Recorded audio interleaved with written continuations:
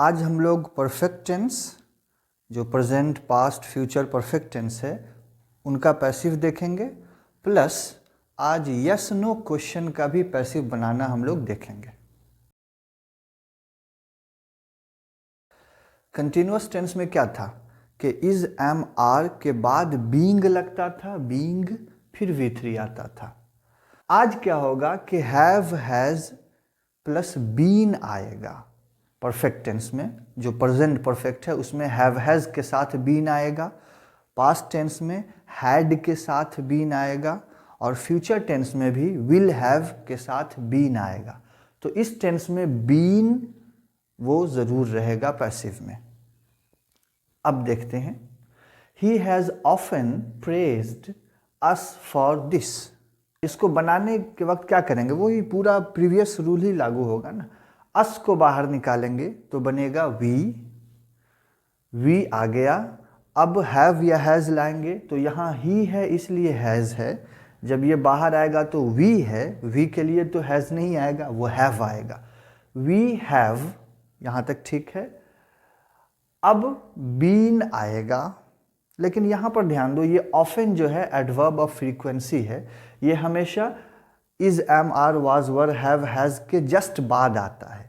तो हमें सही क्या बनाना होगा, we have often been praised for this by him. Praised for this by him, ये ज़्यादा सही होगा। हो सकता है कुछ बच्चे ये कंस्ट्रक्शन बनाएं, praised by him for this, ये चलेगा तो, लेकिन इसको जितना ज़्यादा नज़दीक रखेंगे इसके उतना अच्छा है। बाय हिम को सबसे लास्ट में लाएंगे। They have decorated the village. The village को बाहर निकालेंगे, the village.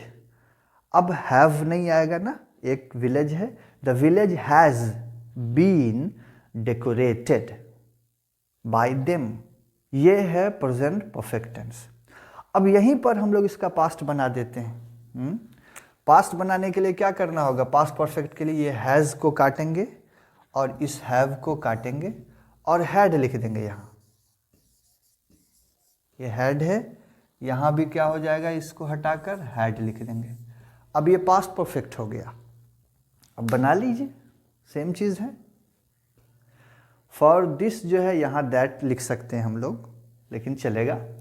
He had often praised us for this, बल्कि इसको भी दैट मैं बना ही देता हूँ, ये भी कट कर दैट हो गया। ये पास्ट परफेक्ट के लिए। इसको चेंज करेंगे तो ये अस जो है वो बाहर निकलेगा। We had often been praised for this, बल्कि फॉर दैट बाय हिम। इसको बनाएं, the village had been decorated by them. इसको देखें, परफेक्ट है, future perfect. I'll have completed the work.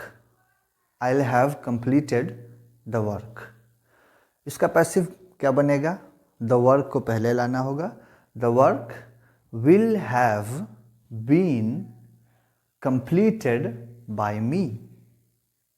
अगर यहाँ दे होता तो by them, अगर यहाँ कोई और होता तो by कोई और, जो भी यहाँ होगा उसको लगाएंगे। For example, they'll have punished me होता, they'll have punished me, तो ये me आई निकलता बाहर। अब आई के साथ shall भी ला सकते हैं, will भी ला सकते हैं। I shall have been punished या I'll have been punished। यहाँ पर एक और चीज़ नोट किया जाए और ये सभी के लिए अप्लाई हो जाएगा। अगर यहाँ नॉट होता, फॉर एग्जाम्पल यहाँ अगर नॉट होता, I'll not have completed the work, तो पैसिव कैसे बनता, the work will have not been या the work will not have been. क्या होना चाहिए, वेल विल नॉट होना चाहिए, क्योंकि नॉट का एक रूल है कि वो हमेशा ऑक्सिलरी के साथ साथ ही आएगा। तो अब मैंने आपको पूरा टेंस का पैसिव सिखा दिया। अब हम लोग क्वेश्चन का पैसिव देखेंगे। Is he building the buildings. अब जान लीजिए कि जितना भी क्वेश्चन होगा एक्टिव में, उसका पैसिव भी क्वेश्चन ही होगा, कुछ और नहीं होगा। तो is he building the buildings, क्या वह मंजिलें बना रहा है। दोनों बिल्डिंग अलग है, ये वर्ब है, ये नाउन है। तो इसको सबसे पहले बाहर खींचेंगे बिल्डिंग्स को ना, द बिल्डिंग्स। द बिल्डिंग्स बाहर आएगा तो एक से ज़्यादा बिल्डिंग है, तो अब इज तो ही के लिए सही है, लेकिन बिल्डिंग्स के लिए इज नहीं आर चाहिए। तो शुरुआती में आप क्या करेंगे, सबसे पहले आर द बिल्डिंग्स, बढ़िया।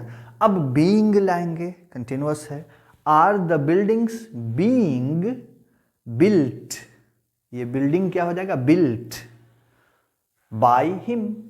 इसको देखिए, are you accepting the proposal, क्या बनेगा, इज द प्रपोजल, एक ही प्रपोजल है ना, तो बनेगा is the proposal being accepted by you.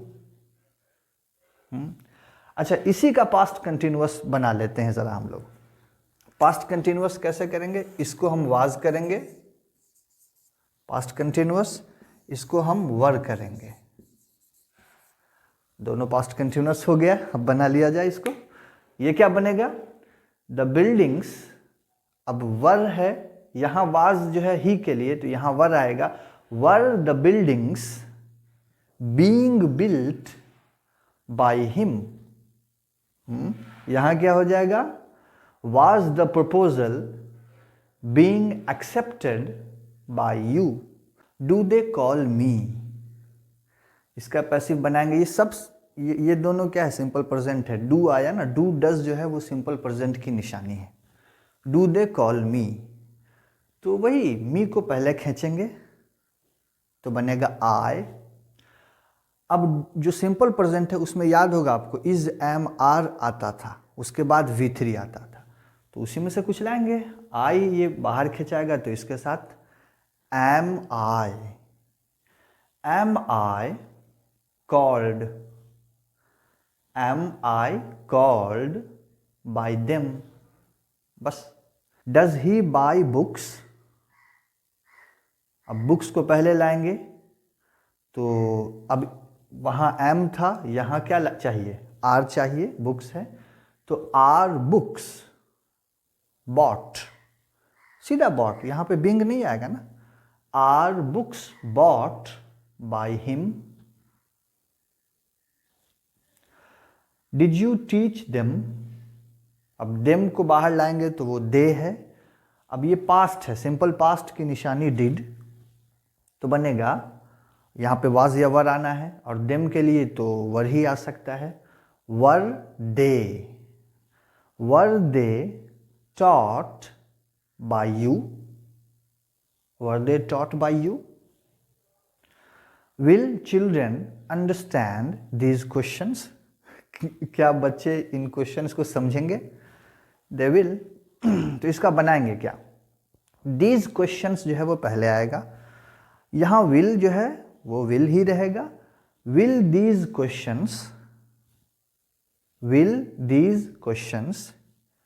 B, और अंडरस्टैंड का V3 क्या होता है, understood, will these questions be understood by children.